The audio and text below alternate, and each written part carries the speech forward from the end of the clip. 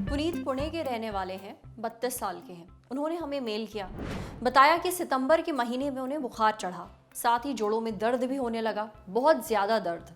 उन्होंने अपना कोविड का टेस्ट करवाया पर टेस्ट नेगेटिव आया। उन्हें कुछ और दिक्कतें भी हो रही थीं, जैसे सिर में दर्द, हाथ पैरों में दर्द और रैशेस।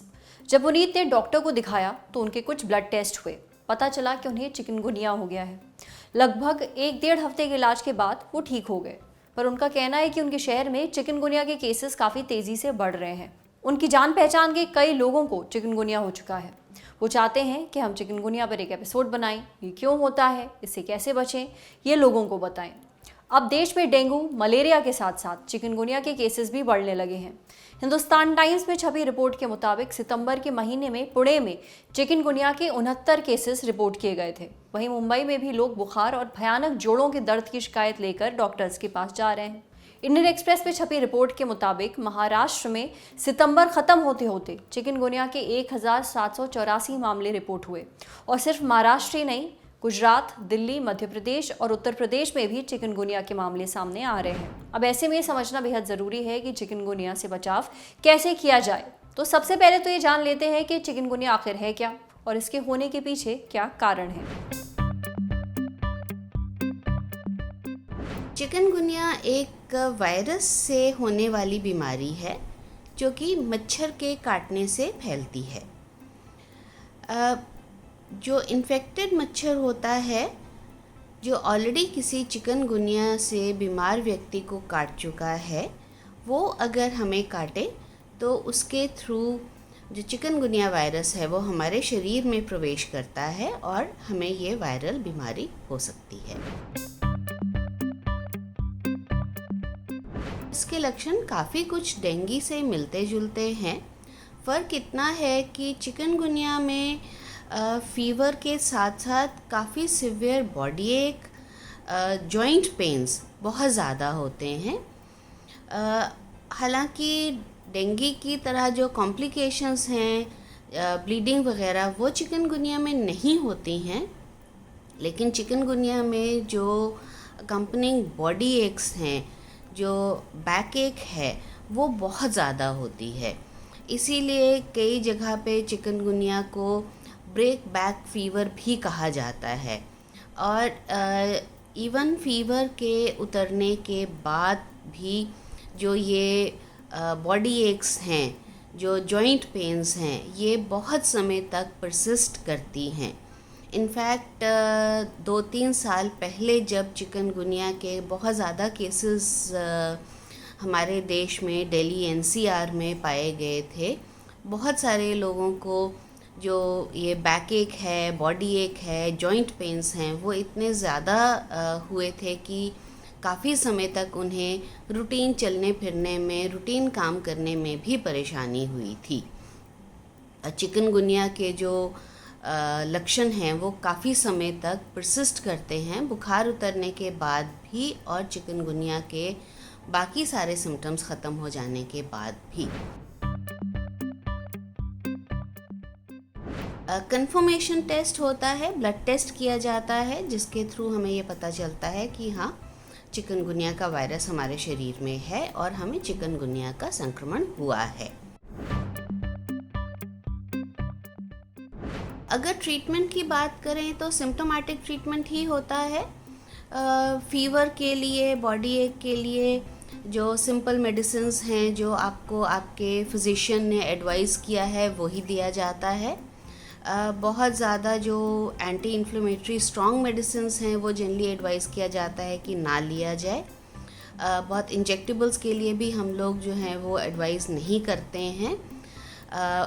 अपने आप को वेल हाइड्रेटेड रखें, पानी ज़्यादा पिएं, नींबू पानी, नारियल पानी, इस तरह की चीज़ें ज़्यादा पिएं। रेस्ट करें जहाँ तक हो सके, अच्छी खुराक खाएं और अपने आप को संक्रमण से बचाएं। एक्सट्रीम्स ऑफ एज, यानी कि जो बहुत यंग बच्चे हैं या जो थोड़ा ओल्ड पीपल हैं, एल्डरली हैं, जिन्हें ऑलरेडी कोई क्रॉनिक इलनेस है, जैसे कि डायबिटीज़ है, हाई ब्लड प्रेशर है, हार्ट प्रॉब्लम है, कैंसर है, वो थोड़े ज़्यादा ससेप्टेबल होते हैं। जो हम हमेशा से ही सबको एडवाइस करते आ रहे हैं, अपने घर के साथ साथ अपने आसपास की भी सफाई का ध्यान रखिए।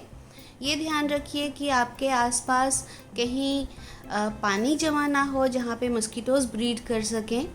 अपने घर की सफाई के साथ साथ ये भी इम्पॉर्टेंट है कि जो आपकी सोसाइटी है और सोसाइटी के बाहर अगर कहीं पे पॉट होल्स हैं, तो ये खाली म्यूनसिपैलिटी की या गवर्नमेंट की रिस्पॉन्सिबिलिटी नहीं है, कुछ हद तक ये हमारी भी रिस्पॉन्सिबिलिटी है।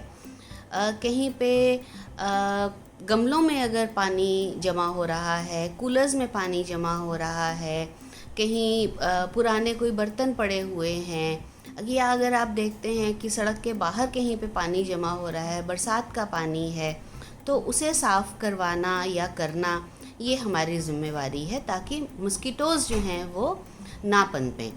जहाँ मस्कीटोज़ ब्रीड करेंगे, मस्कीटोज़ से फैलने वाली बीमारियाँ सारी होंगी। हालांकि देश में चिकनगुनिया के केसेस तेजी से बढ़ रहे हैं, डर भी बढ़ रहा है, लेकिन आपको क्या करना है? बहुत ही बेसिक सी चीज़ें जो आपने बचपन से कितनी बार सुनी हैं। अपने आसपास सफाई रखें और मच्छरों को पनपने ना दें। सफाई के साथ साथ आप अपने आसपास मच्छर मारने वाला स्प्रे भी इस्तेमाल कर सकते हैं, बचे रहेंगे। अब बढ़ते हैं सेहत के अगले सेगमेंट की तरफ, तन की बात। जानिए, अगर आपका बच्चा बार बार अपने कान छूता है तो इसका क्या मतलब है।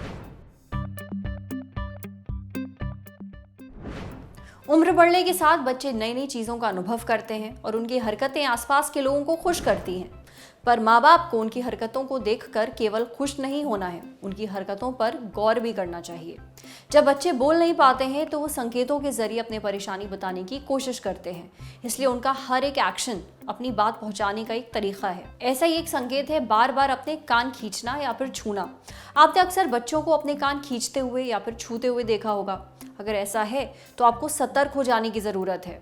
इसके बारे में हमें और जानकारी दी डॉक्टर तारिक ने। अगर आपका बच्चा बार बार अपनी उंगलियों को कान की तरफ लेकर जा रहा है तो हो सकता है कि उसके कान के आसपास की स्किन पर रैशेस की समस्या हो। बच्चा अगर बार बार कान खींच रहा है तो इसका एक कारण कान में इन्फेक्शन भी हो सकता है। कई बार थकावट या फिर नींद आने पर भी बच्चा अपने कानों को खींचने लगता है, इसलिए ऐसे में उसे सुलाने की कोशिश करें। अगर पूरी नींद लेने के बाद भी और थकावट ना होने पर भी बच्चा ऐसा कर रहा है तो डॉक्टर से ज़रूर संपर्क करें, इसे इग्नोर ना करें। समझे। अब बारी है सेहत के आखिरी सेगमेंट की, खुराक। एक झकास सी हेल्थ टिप, जैसे क्या है ओमेगा 3 फैटी एसिड, जिसका आपकी डाइट में ना होना खतरनाक हो सकता है। जब बात एक हेल्दी डाइट खाने की आती है तो हम अक्सर कैल्शियम और विटामिन पर जोर देते हैं, पर इनके अलावा एक और पोषक तत्व है जिसका आपकी डाइट में शामिल होना बेहद ज़रूरी है, ओमेगा 3 फैटी एसिड। इसके बारे में हमें और जानकारी दी डाइटिशियन और न्यूट्रिशनिस्ट सौम्या मिश्रा ने। यह आपके शरीर के लिए सबसे ज़रूरी पोषक तत्वों में से एक है। इसकी कमी होने पर हार्मोनल इम्बैलेंस हो सकता है, यानी हार्मोनल असंतुलन हो सकता है। साथ ही आपकी इम्यूनिटी भी कमज़ोर पड़ सकती है। ओमेगा 3 फैटी एसिड की कमी से आपके शरीर में कुछ लक्षण दिखते हैं, जैसे आपके हार्ट की हेल्थ के लिए ज़रूरी है। अगर ये आपकी डाइट में शामिल ना हो तो आपको दिल से जुड़ी बीमारियां हो सकती हैं। इम्यूनिटी कमज़ोर होने पर आपको हर समय थका हुआ महसूस होगा, शरीर में सूजन रहेगी। एक बात और, अगर आपके खाने में ओमेगा 3 फैटी एसिड अच्छी मात्रा में है तो आपकी किडनियां ठीक तरह से काम करती रहेंगी, खासतौर पर बढ़ती उम्र में। यही नहीं, ओमेगा 3 फैटी एसिड की कमी से आपके बालों का रंग हल्का पड़ने लगता है, वो रूखे होने लगते हैं और साथ ही झड़ने भी लगते हैं। अब ये तो रही बात कि ओमेगा 3 फैटी एसिड के फायदे और नुकसान क्या हैं। अब बात करते हैं कि आपको ऐसी क्या चीज़ें खानी चाहिए जिनसे इसकी कमी पूरी हो जाए। अगर आप नॉनवेज खाते हैं तो ओमेगा 3 फैटी एसिड के लिए आपको मछली खानी चाहिए।